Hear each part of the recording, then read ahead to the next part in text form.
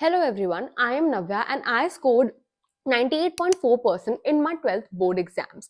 And मैंने तो यार 2 बोर्ड एग्जाम्स दिए थे और फिर CUET भी मेरा पहला बैच था जिसने दिया था. तो हमारा आधा तो MCQs था एंड आधा हमारा थ्योरी पेपर था, right? So in this video I will be giving you 5 tips and वो ऐसी चीजें हैं जो मैंने करी थी to score this percentage.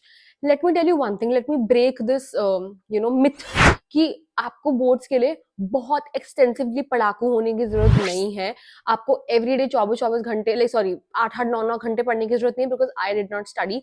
95% above लाना आजकल के टाइम में is not very difficult. And by that I am not saying कि जो 95% कम से कम लाते हैं वो कोई लेस इंटेलिजेंट है. आपकी इंटेलिजेंस कभी भी आपकी बोर्ड्स के नंबर नहीं बता सकते. But what I am trying to say here is कि 95% अबव लाना इज वेरी सिंपल. ठीक है. पर्सनली मैं I was never a very studious person जो बहुत रोज एवरीडे घंटों घंटों पढ़े.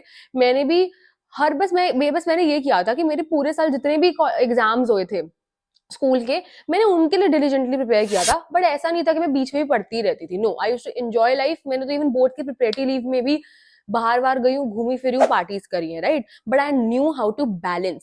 अब वो बैलेंस कैसे करनी है अपनी लाइफ को, उसकी हम सेपरेट वीडियो में बात करेंगे. अभी इन 5 टिप्स के बारे में बात करते हैं. Number 1, understanding each and everything.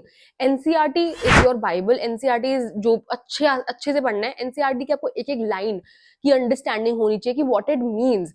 अगर आप रट्टा मारोगे, मैंने इतने स्टूडेंट्स को देखा है, सिंस टीचर्स इतना इन्फोर्स करती हैं स्कूल में कि एनसीईआरटी के कीवर्ड्स लर्न कर लो.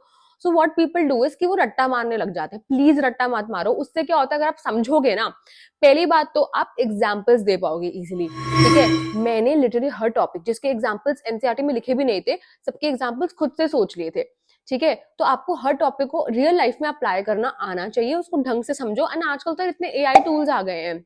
नाउ आई कैन फाइनली से दिस कि मेरे टाइम में तो नहीं था चैट जीपीटी 11th 12th में उतना, लेकिन अब आपके टाइम में तो है. तो लिटरली चैट जीपीटी को आप ऐसा भी बोलोगे ना, please give example of this topic और explain this topic to me like I am 5 year old 6 year old, आपको सिंप्लीफाई कर देगा टॉपिक को. तो understand, do not rote learn. ठीक है.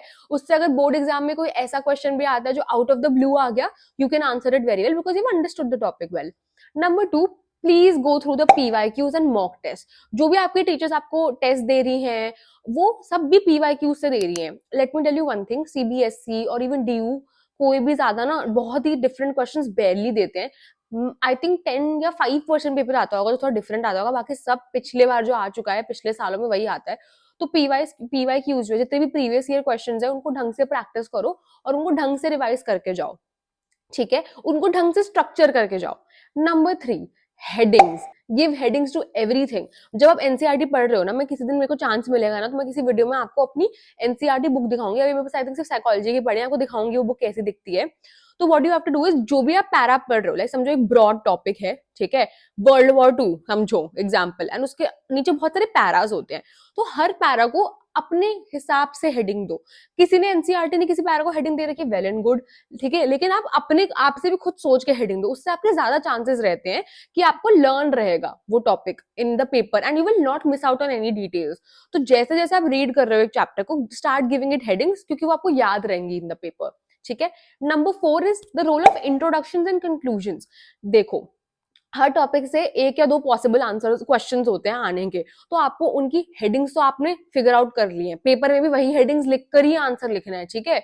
और इंट्रोडक्शन कंक्लूजन भी लिखा होना चाहिए. इंट्रोडक्शन से 2 लाइन ही लिख दो यार कि वर्ल्ड वॉर 2 इतने इतने हुआ था और उसके ये फैक्टर्स हैं जो इस कंट्री को ऐसे इफेक्ट किए थे. बस जो क्वेश्चन है चाहे तो उसको रिपीट कर दो, बट इंट्रोडक्शन एक लिखा होना चाहिए हर आंसर के नीचे बोर्ड्स में. That is very important. ठीक है. और कंक्लूजन भी कि अब these were the points which concluded that this happened, we can see that this happened. एक कंक्लूडिंग लाइन हमेशा होनी चाहिए हर आंसर के नीचे.